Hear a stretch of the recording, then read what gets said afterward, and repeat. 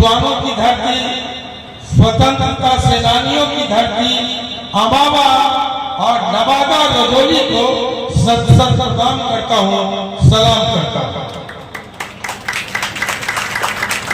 आज जब हम यहाँ इकट्ठे हुए हैं तो ये बड़ी विषम परिस्थिति है हमारे लिए।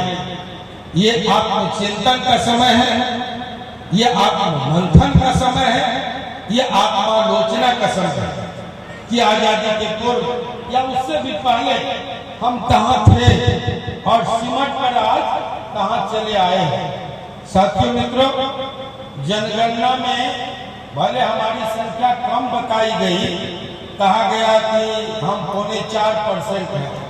अभी तक हम लोग जानते थे, पूरा बिहार जानता था, हमारी संख्या कास्ट लाइन पर 7.25% थी। ऐसा लगता है कि सारी जातियों का, बिहार में जितनी जातियां थी सबों की संख्या बढ़ी, नस्बंदी सिर्फ राजपूतों का हो गया, इसलिए हमारी संख्या घट गई।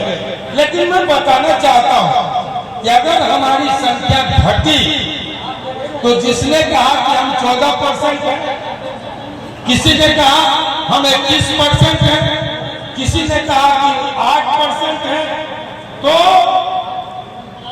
टिकटें मिली महागठबंधन और एनडीए में, जिसको सीटें मिली 16, वो चले आए 7 पर।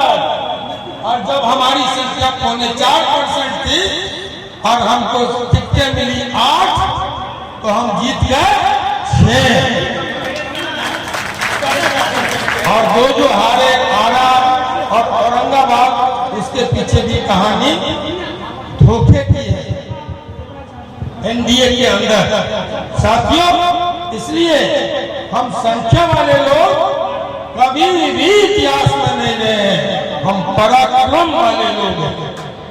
लोगों ने अपना इतिहास कलम, स्याही और कागज से लिखा, लेकिन हमने अपना इतिहास अपने ही लहू और तलवार से लिखा। इसलिए हम संख्या वाले लोग नहीं हैं। जो हमको संख्या के आधार पर गिनती करेंगे वो बेचारे शायद बदनसीब होंगे। चुनाव आने वाले हैं और इस संधि मेला में हम इकट्ठा हुए हैं, इसलिए ये बड़ी बेबाकी से मैं कहना चाहूंगा, ऐसे सम्मेलनों में जब आप हम इकट्ठा हो, पार्टियों के झंडे को ताक पर रख करके आइए। रिसीव करने हमको गए थे लोग, एक पार्टी का झंडा लेके, माफ कीजिएगा, आएंगे या तो आप क्षत्रिय सम्मेलन बुलाइए यानी तो पार्टी का सम्मेलन कीजिए। ये दोनों बातें एक साथ नहीं चल सकती। इसलिए जब ऐसे सम्मेलनों में हम इकट्ठा हो, पार्टियों के पट्टे को काट पर रख के आइए, ये हमें बहुत कहा के जाता है। बनो, आप पार्टियों के गुलाम तो होंगे, समाज के पाड़ुआ और समाज के योद्धा नहीं होंगे, समाज के नेता नहीं होंगे। इसलिए साथियों, आज हम आत्ममंथन के लिए आए हैं।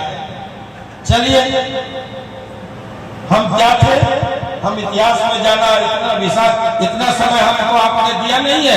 हमको तो लगता था कि मेरा नंबर भी आएगा कि नहीं आएगा, लेकिन संयोग से अध्यक्ष जी का ध्यान गया और सबको काटते हुए, जो मैं नहीं चाहता था।